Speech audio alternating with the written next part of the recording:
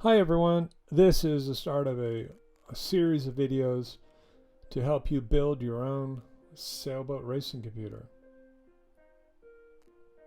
We're going to start off with some basic building blocks. And here's our to-do list. This video we're going to set up the environment. Here are the links. Press pause and you can click on these. And here's the board we're going to be working with. Any browser you'd like. I'm working with Chrome and I'm on a Mac. So we're going to cover how to set this up on a Mac. There's quite a few steps in here, and if you get lost, just stop, go back, pause the video, and make sure you follow each of the steps. This is probably one of the most difficult parts of the project, is getting set up. So we're going to download. By the way, you need to register and get an account. I already have one. I didn't add that step because this video is long enough. So you got to accept. Then I had it downloaded already, so I'm going to erase it and start over again. And then, like I said, if you get jammed up, go back to the beginning, erase everything, and start over again, and go real slow, pausing the video. It's really important that you follow the steps I'm showing you in the video, because this is going to make or break the rest of the project. Now I'm creating some folders here the way I like to set it up, but feel free to set it up any way you want. I'm going to put a folder for my documentation and for my workspace, just to keep things organized, because the documentation is pretty extensive and you want to be able to find it quickly. These are not reading material, these are references, and when you get stuck on something, we go back and we look at it.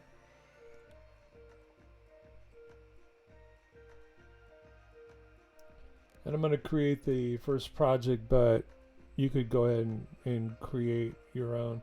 I do have a typo in here. It is the Nucleo F303. I think I wrote 301. There's so many of those Nucleo boards, so you can fix it. I'll fix it later.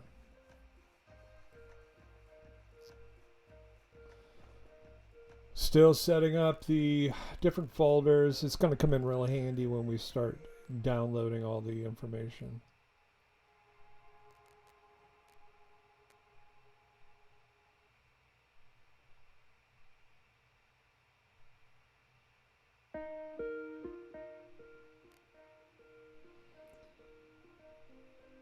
Now on the Mac, you may have trouble with some of these loading. I will put a link to one of the many tutorials to help you solve that problem. I already fixed it, but you will see some pop-ups, and the easiest thing to do is after you get these things to finally load, sometimes when you run them, the Mac will complain. Oh, right here, make sure you follow this exactly the way I'm doing it. Load this first. You may get the Mac complaining. I've already fixed it, but it's still complaining. And go ahead and open it. You got to get that loaded first. And it's in the background. I pulled it over. I have 3 screens. This is how the Nucleo board talks to the computer. Okay, that's successful.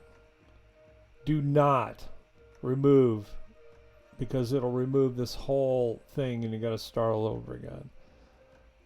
So now I'm loading the IDE into the app. And again, the first time I did this, it was a pain. I had to go through and give all kinds of permissions, and even then, it's still, the Mac still barks. Again, I'll put that link in the comments so you can get out of that Mac prison.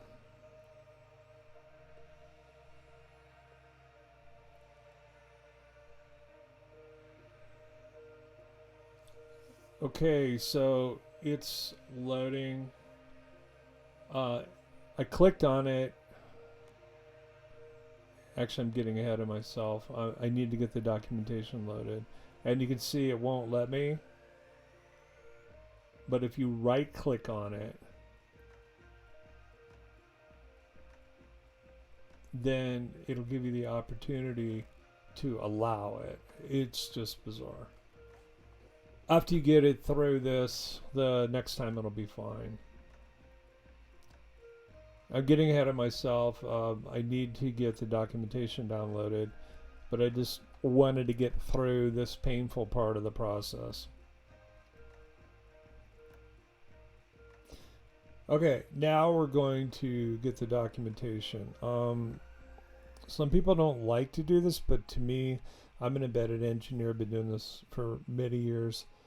The documentation is what, you know, you got to read the instructions sometimes. I know as men we don't like to do that, but many times when you get stuck, you go to then you read the instructions.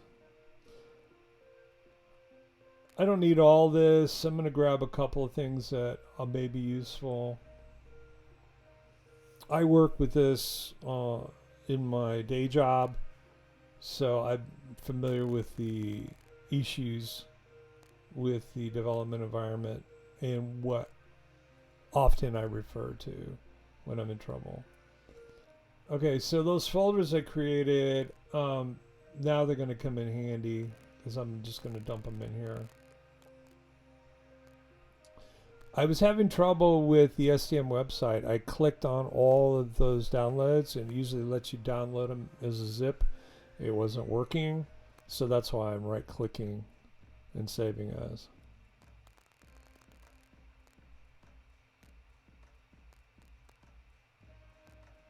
Now this is the integrated development environment. That's loaded, it runs, but we need to get the, they call it the STM Cube MX. It's a really cool graphical user interface to allow you to set up the micro. In the old days, we didn't have this. We had to do it bare metal. Documentation, just walking you through. This is for the STM integrated development environment. You may never need to refer to it, but the installation guide, if you're doing this on a Windows or a Mac, Linux, it's very helpful. I've loaded it on Windows. It's a lot easier than Mac. I have not loaded it on my Linux machine yet.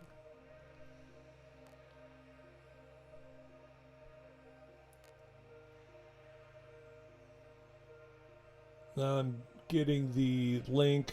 I'm going to load it in here, and then we'll go to the Cube MX.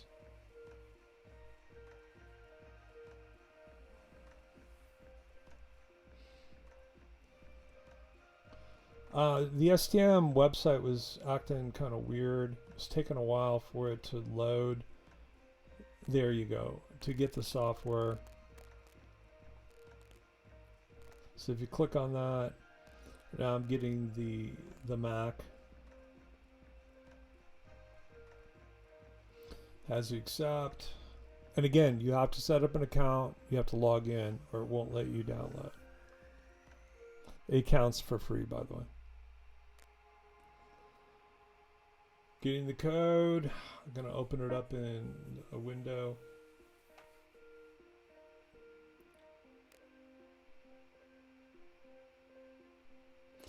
It opened up in one of my other screens, so I got to pull it over. Now this isn't an app.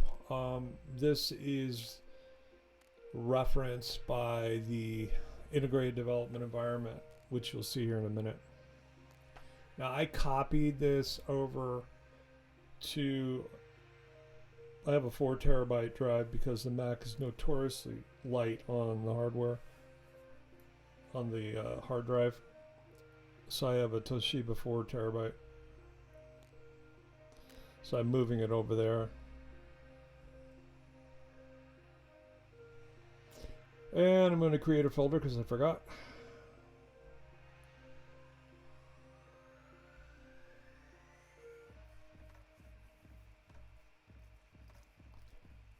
This just makes it easier in the future when you go, where did I put that software?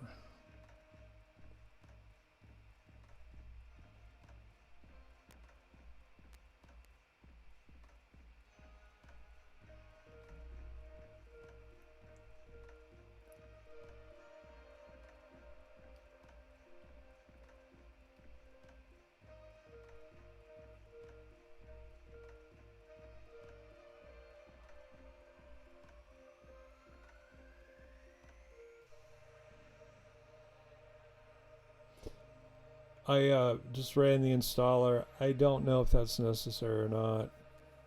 I didn't see any screens pop up anywhere.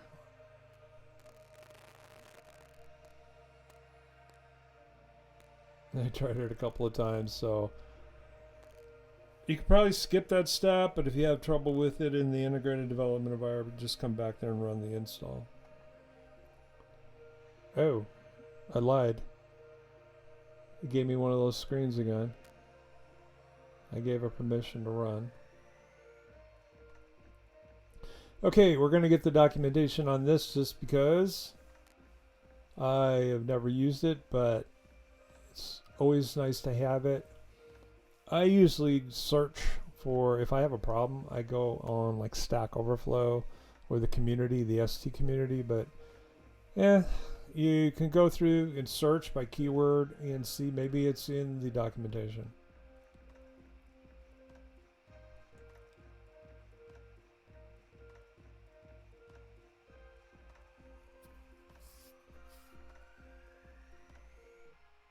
And there you go. The user manual. When all else fails, read the instructions.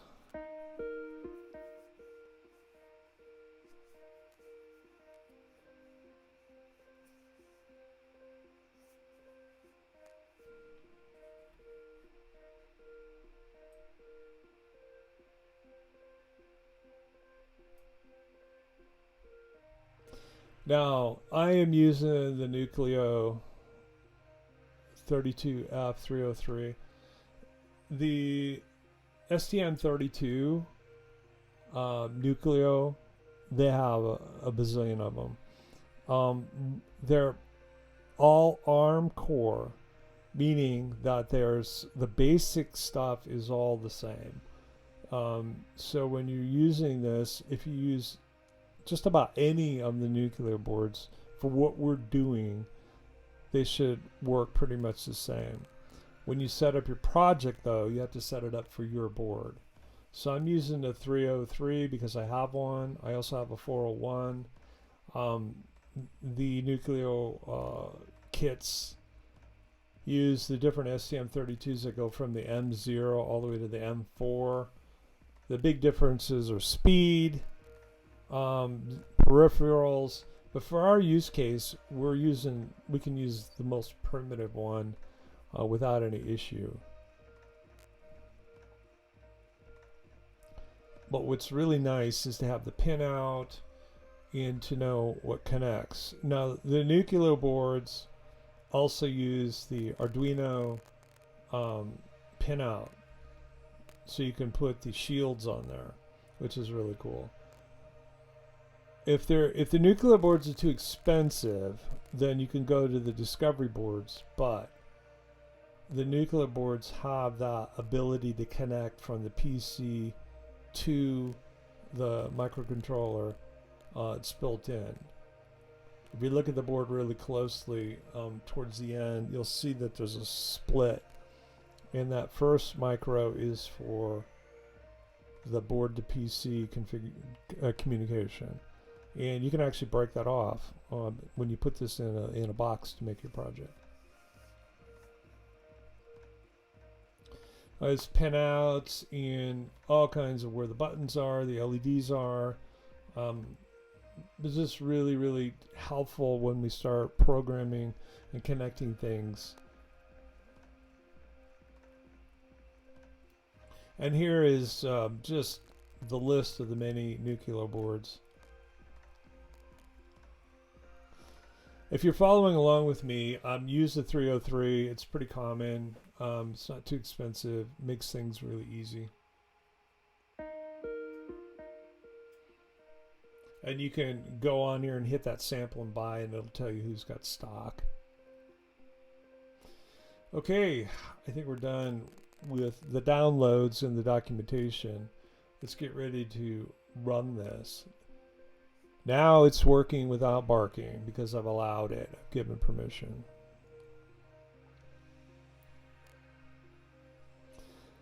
I already created that workspace, so I'm going to go find it. And I didn't need to make the project. You can do it here in the screen. It's going to bark at me and say it already exists. Okay, now we want to click on creating the upper box on the left. Right there to start a project. Click on that. Follow along very carefully. If you get stuck, pause the video. Make sure you do this step by step. Okay, we're going to go to selecting the board.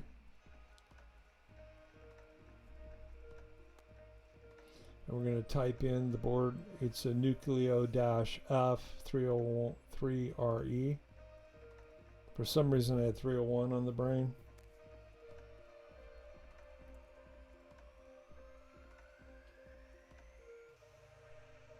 And it's like, we don't have a 1. 303, dummy. I was thinking of the 401. I got it mixed up. I had to look at the board and see what the number was. There we go. Now, just double click on that. It gives you, you can get the data sheet. You can see how much it costs. I'm just going to hit next. Oh, I forgot to tell it where to do the project.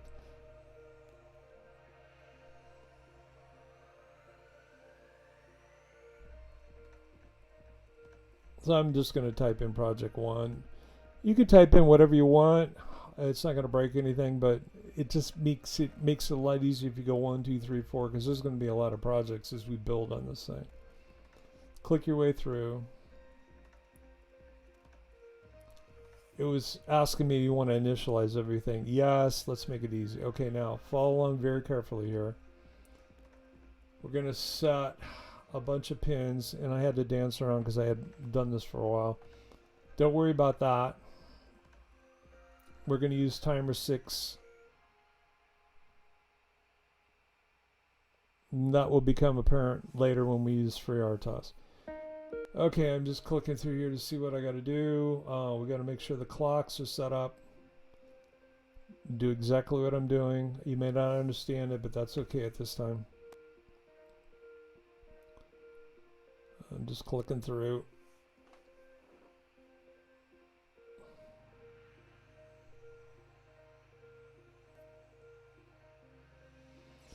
You can see all these green pins. They're good to go. The yellow pin is saying there's a conflict, but it will work. And I couldn't figure out what the conflict was, so I tried it out and it's working. We'll fix that later. But right now we're just trying to make sure that the computer through the integrated development environment can talk to the Nucleo F303RE. That's what we're trying to do in this project. I'm just clicking through. I don't understand why that's red, and I'm just going to ignore it.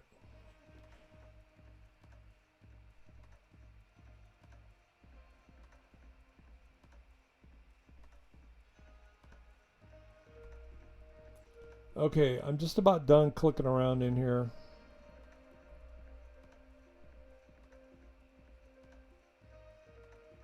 I'm still annoyed by the red, but I'm going to eventually give up. Now you can rename these pins. I thought about it, but I just leave it standard. Okay, I'm going to set the clock right here to 16. And the reason will become apparent in a few minutes. Don't worry about anything else. And this is the project, where it's going, just showing you what that window is. And then all these cool tools that we're not going to be using. Okay, I'm just about done messing around here. I'm just looking through here. We're not using any of this stuff right now. Connectivity, future.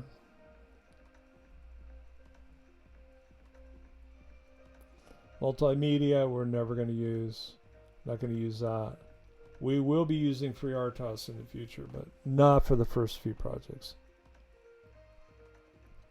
Okay, you got to go to project. If you get stuck, stop right there. You got to go to project, generate code, not generate report. When you generate code, you're going to see over on the left a bunch of really cool stuff being done automatically for you. And here you go. Lines and lines and lines and lines of C code. But all we care about, we're going to go up here to core, source, and main. In C programming, main is where everything starts. We're not going to do anything in here right now in this project. I'm just looking through, show you where some of the areas we're going to be messing with. In this project, we're going to stay in main and then eventually put the stuff in different folders. We want to keep it simple. Debug as. Really critical. Pause at that point and go through this frame by frame. And look at what I'm doing. These are all default. Now I'm setting this at 16 because we're going to use this in future videos. But you right click on the project, which is on the left, you see it's highlighted. And then you say debug as, just like I did. I hit OK. And you'll see in the screen it's doing a bunch of stuff. It's building the code. It's talking to the Nucleo board. And it's jumping around. This is a newer version. I don't like the way this works, but I'm going to show you how to change the view, or what they call perspective. Right now it's running. I'm going to change to a debug perspective. And then I'm going to go to the main. Now up on the top bar, these tiny little icons are becoming really important to us right now. This one. The program is stopped right now. It builds, loads, and stops right there. Now when you click on the little green thing, it goes. Now it's running. So later when we're doing some debugging, that will be, we'll pause, we'll start, we'll pause, we'll start. Right now that's the infinite while loop in the main. It just runs and runs and runs for now. Okay, these right now they're not meaningful to us right now, but those are where we do debugging in the special function registers. For most of what we're doing, I'm not going to be doing that on screen with you. I'll debug it and then put the source code in probably GitHub so that you can just download it and run it and then modify, however you want. Okay, well, we're getting about to the end of this.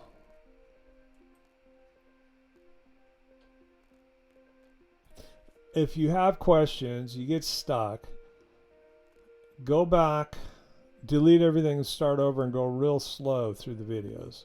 This is critical. You got to get this right. The environment's got to be working, or you're not going to make any progress, because I'm just going to be building on building block by building block. I'm just kind of dancing around. This is a newest version of this IDE, and it's a little different than what I'm used to. So please stay tuned. This is the first of many, and thanks for watching. Subscribe, hit that alert, and more videos to come.